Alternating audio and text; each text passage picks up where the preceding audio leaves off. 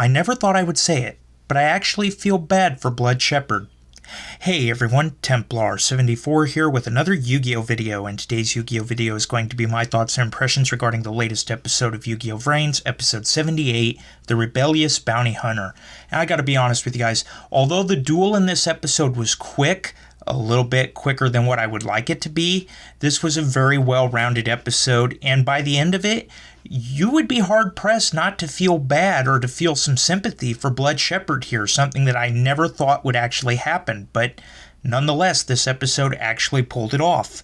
But anyway, it was a really good episode, really well-rounded, and I really feel bad for Blood Shepherd based on the preview for next week's episode, but we'll talk about all of that soon enough, and so at risk of further rambling, let's move on to the actual episode. So the episode begins where we left off last week with the introduction of Blue Maiden, and we watch Playmaker, Blue Maiden, Soul Burner, Ghost Gal, Flame, Eye, and Aqua begin the hunt for Lightning.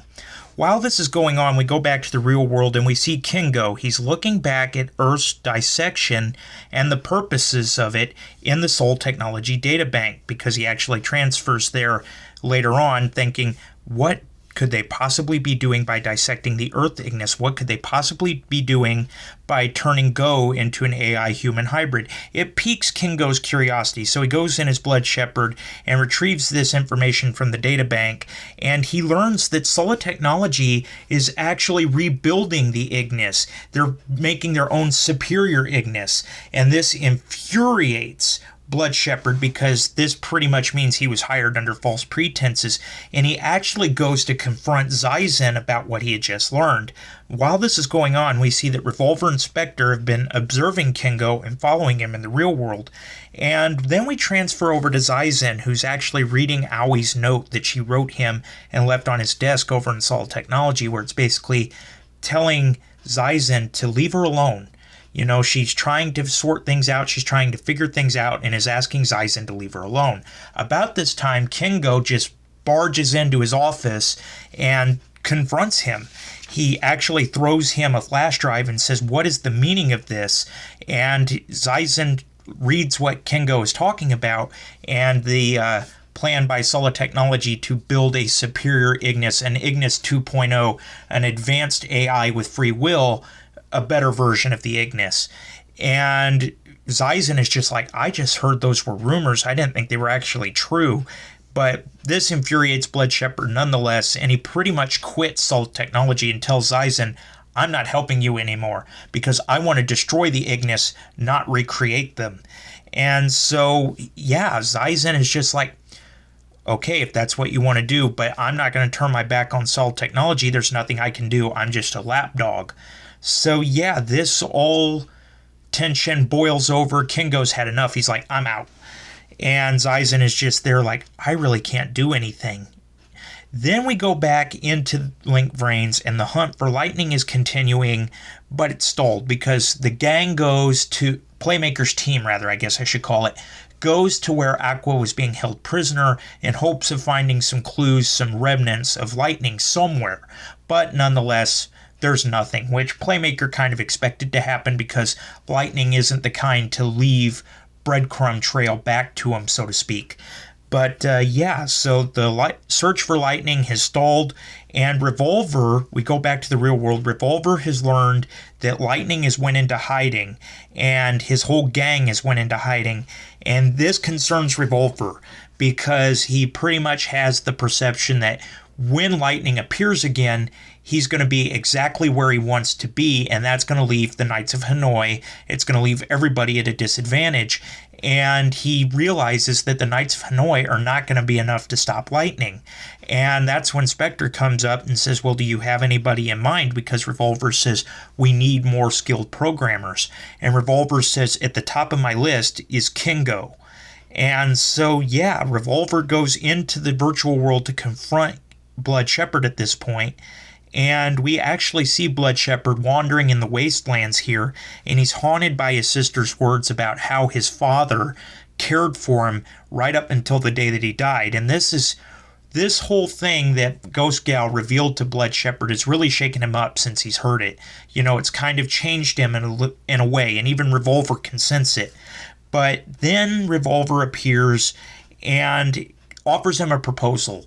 Join the Knights of Hanoi. Let's destroy the Ignis, not be like Solid Technology that wants to recreate it. I know you want the Ignis destroyed. You need to align with me and the Knights of Hanoi. And that's when Revolver tells Blood Shepherd about Lightning and Windy declaring war on humanity. And Blood Shepherd is just like, what? Because, of course, Blood Shepherd doesn't know that the Ignis have declared war on humanity, that being Lightning and Windy. So yeah, and Revolver reveals the existence of Judgment Arrows and says, you won't stand a chance on your own. You're a powerful duelist and a skilled hacker. Lightning will most certainly come to you and attack you and destroy you, and that's why you need to join the Knights of Hanoi. Well, Blood Shepherd wants no part of this. He's like, just leave me alone. I want no part of this.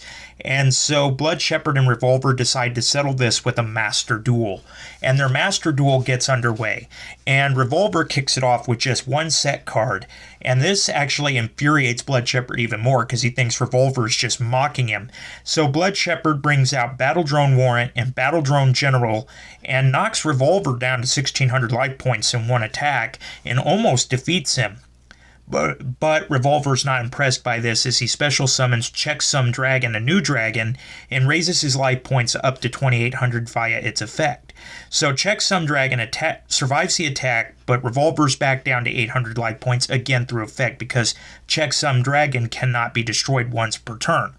So yeah, Revolver's back down to 800 life points, and so Blood Shepherd activates a continuous spell called Blitz Drones, which revives his Battle Drone Warrant, and he basically goes after him again. And that's when Revolver activates his face down card, the one that Blood Shepherd mocked. And his face down card from Revolver is actually Imperial Order. Again, another original generation Yu-Gi-Oh! Trap card, because if you guys remember, way back in the Battle City days in the original Duel Monster saga, Yugi, or Atem rather, actually used the Imperial Order trap card against Kaiba in the big four-way battle of the Battle City tournament between Merrick and Kaiba and Joey and Yugi. And Yugi actually used that card to protect Joey at the time. But what Imperial Order does is you pick one type of card out on the field, and then that type of card can't be used. Revolver, of course, picks spell cards, so all the spell cards are destroyed, can't be activated anymore, and of course Imperial Order does have a price to pay. You have to pay 700 life points for it at the beginning of the turn. So Revolver knocks himself back down to 100 life points, but Blood Shepherd now has no spell cards he has access to. And that's when Revolver kicks off his next turn by summoning Gateway Dragon and DMZ Dragon. And he actually link summons Topologic Triss Sabira, which is actually the first time we've seen this card since Season 1 when he used it against Playmaker. So yeah, Triss Sabira's now on the field, and Blood Shepherd's like, no big deal. I'll use my Capture Drone trap card to seal it away. But Revolver, again, not impressed by this, actually brings out another new dragon called Vulnerability Dragon, which destroys Triss Sabira. And yeah, so now Blood Shepherd's like, well, wait a minute, you just destroyed your own ace monster. Well, it turns out it was just a setup. His Revolver normal summons Volet Synchro, and yeah, he uses it, Checksum Dragon, and Gateway Dragon to synchro summon Borreload Savage Dragon, and Revolver actually wins the duel because he uses Borreload Dragon's attack to destroy Blood Shepherd's battle drones, and then he releases Triss Sabira, which of course lowers his dragon's attack points back down but allows him to attack again. So yeah, Revolver ends up winning the duel, and Blood Shepherd is now indebted to Revolver and the Knights of Hanoi. However, I do want to stress this enough, Blood Shepherd did not join the Knights of Hanoi, he's just now in Revolver's debt.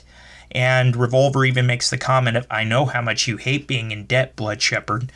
But yeah, Blood Shepherd would not join the Knights of Hanoi because of his own, quote, lone wolf pride, as Revolver called it. His pride wouldn't let him follow anybody's orders. So I kind of knew that was going to happen, where Blood Shepherd was not going to join the Knights of Hanoi, but I kind of expected he would lose to Revolver in the end.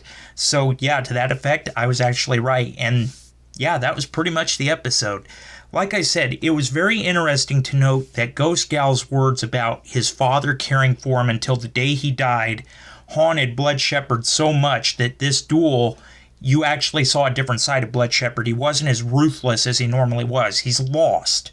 And even Revolver pointed that out to him and is like, well, you're not going to be able to defeat the Ignis like that.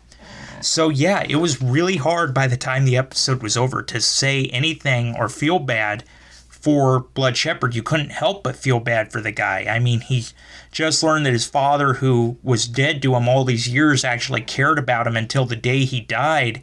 You know, he's got the... he blames AI for paralyzing his mother, and then at the same time, his own sister is actually helping the Ignis, and now he's pretty much learned that everybody around him has just used him. So yeah, you kind of have to feel bad for the guy.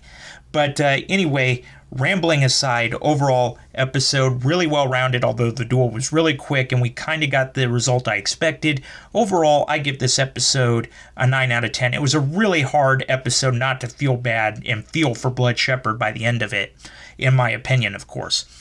And, of course, that preview for next week's episode is kind of making me feel like Blood Shepherd may not be around much longer, but that I'm getting ahead of myself. That'll be next week's discussion. So leaving that aside, in the comments section down below, let me know what you guys thought about this week's episode. Did you love it? Did you hate it? Did you think it was just there? What were your thoughts? Do you kind of feel bad for Blood Shepherd now? Just what are your thoughts when he confronts Lightning next episode? Just let me know what your guys' thoughts are about all this in the comments section down below, because as always, I enjoy hearing from you. All right, everyone, as always, Templar74 signing off. Have a great day, everybody, and I'll talk to you all next time. Goodbye, everybody.